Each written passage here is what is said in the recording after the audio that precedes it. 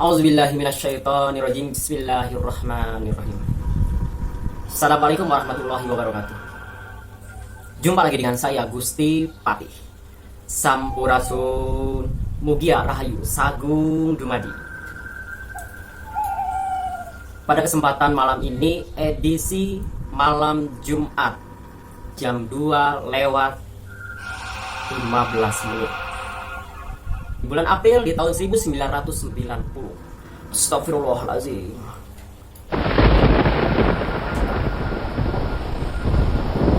Maksud saya tahun 2001. Astagfirullahaladzim. Kenapa saya berpikir tahun 90? Padahal ini tahun 2000. Baik, pada kesempatan kali ini saya akan bercerita tentang hal-hal yang tidak masuk di akal, hal-hal yang di luar nalar, hal-hal gaib yang pernah saya alami. Khususnya ini adalah kisah pribadi saya, dan ini adalah kisah nyata, bukan rekayasa.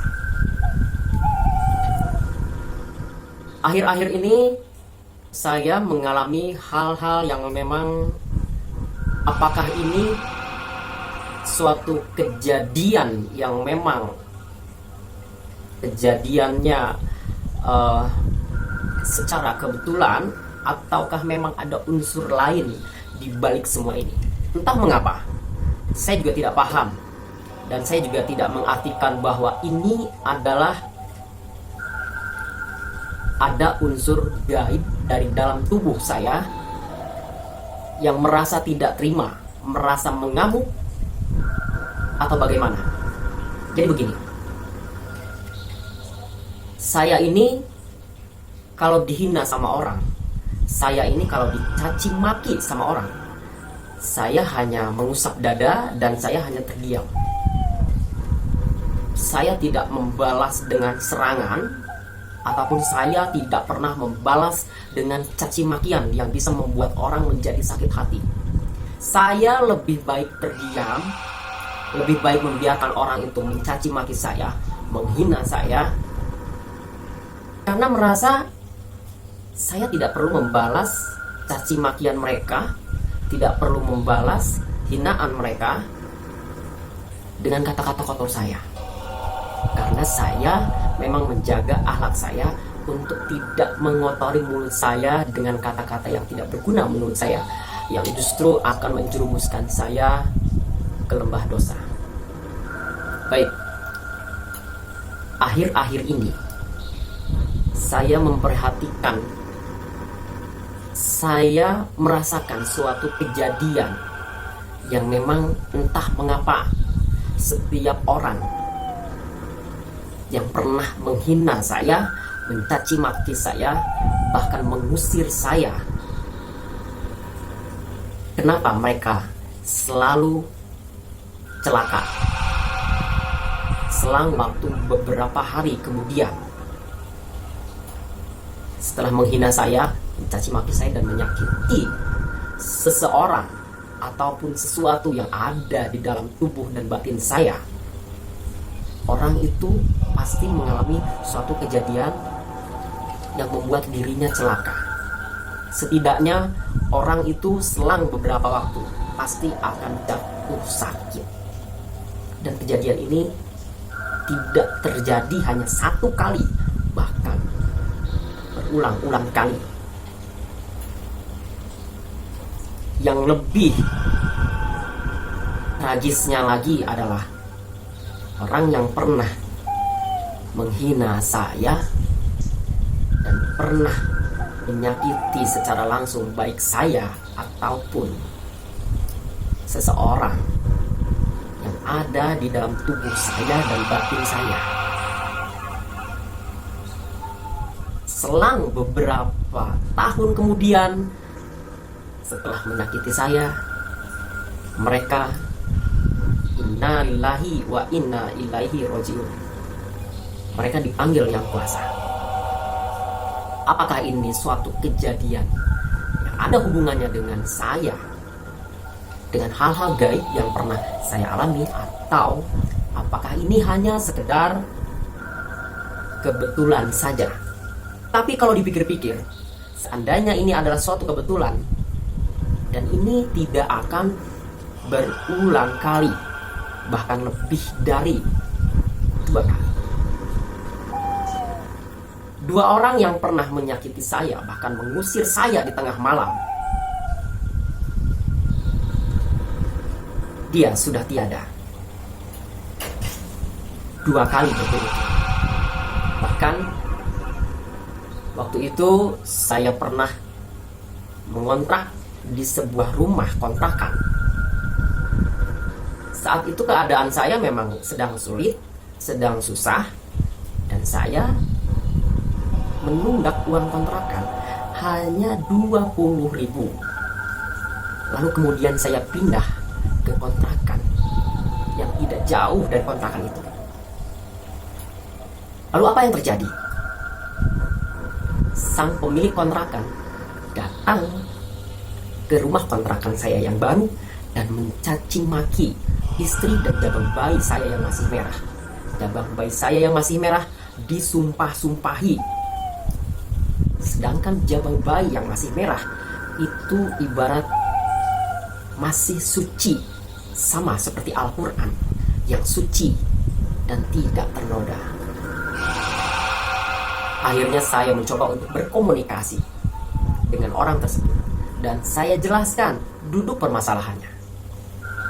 Saya dituduh bahwa saya melarikan diri. Saya bilang, buat apa saya melarikan diri? Hanya cuman karena uang 20.000. Apakah saya harus melarikan diri? Kan sangat tidak masuk di akal. Padahal orang yang mempunyai rumah kontrakan itu statusnya seorang yang sudah menjadi seorang haji. Apakah pantas bagi seseorang yang sudah naik haji lalu kemudian mencaci maki orang seperti saya yang masih dalam kondisi susah?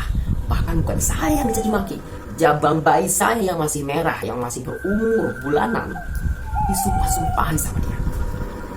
Tapi saya terima dengan lapang dada.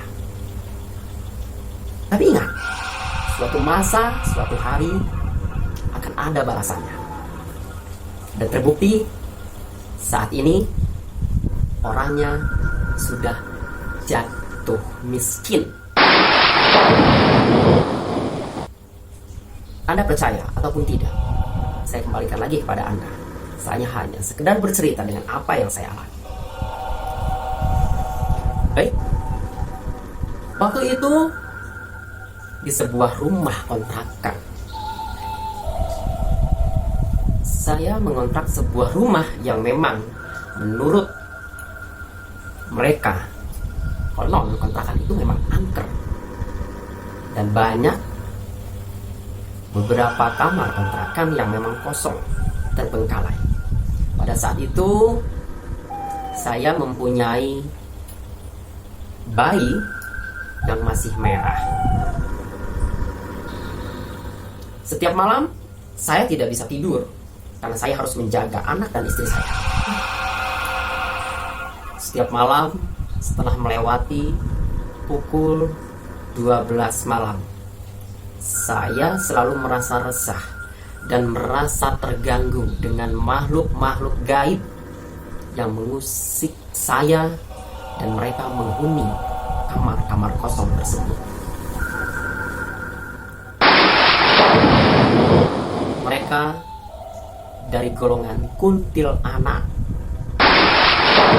meresahkan saya, dan saya selalu bertarung dengan mereka karena saya harus menjaga anak dan istri saya. Bunyi-bunyi yang sangat tidak lazim terdengar di belakang rumah saya. Di sana tidak ada yang memelihara itik. Di sana tidak ada yang memelihara itik. Tapi kenapa ada bunyi-bunyi itik dan dengusan-dengusan napas bebek di belakang kamar saya? Dan selalu terdengar lolongan anjing di kejauhan. Setelah itu, pintu kamar kontrakan yang kosong digebrak-gebrak sama makhluk-makhluk itu. Dan itu selalu terjadi setiap malam setelah lewat dari jam 12 malam. Saya berusaha untuk menetralisir keadaan itu dengan cara-cara saya. Tapi sepertinya makhluk yang satu ini justru malah mengundang amarah saya dan sengaja mengajak saya untuk bertarung. Saya sadar bahwa di dalam diri saya ini bukan hanya saya sendiri, dan saya tidak pernah merasa takut dengan makhluk-makhluk gaib seperti itu. Bagi saya, makhluk-makhluk gaib seperti itu udah suatu hal yang sangat biasa, dan pengalaman saya selalu berjumpa dengan mereka. Bagi saya itu hal yang biasa. Baik, mudah-mudahan apa yang saya ceritakan ini bisa bermanfaat untuk Anda yang ada di rumah yang menyaksikan video ini. Untuk itu, jangan pernah menyepelekan orang lain. Jangan pernah menghina dan menghujat orang lain. Terlebih-lebih kepada seseorang yang mempunyai unsur lain ataupun dijaga oleh para hodam-hodam leluhur mereka. Bisa jadi kita tidak akan pernah marah, tetapi para leluhur dan hodam-hodam gaib kita yang ada di tubuh kita pasti tidak akan pernah tinggal diam. Maka dari itu, jangan pernah menganggap remeh orang lain. Jangan pernah menghina orang lain. Baik, Assalamualaikum warahmatullahi wabarakatuh. Mugia Rahayu Sagung Dumadi. Sampurasun, Sampurasun, Sampurasun.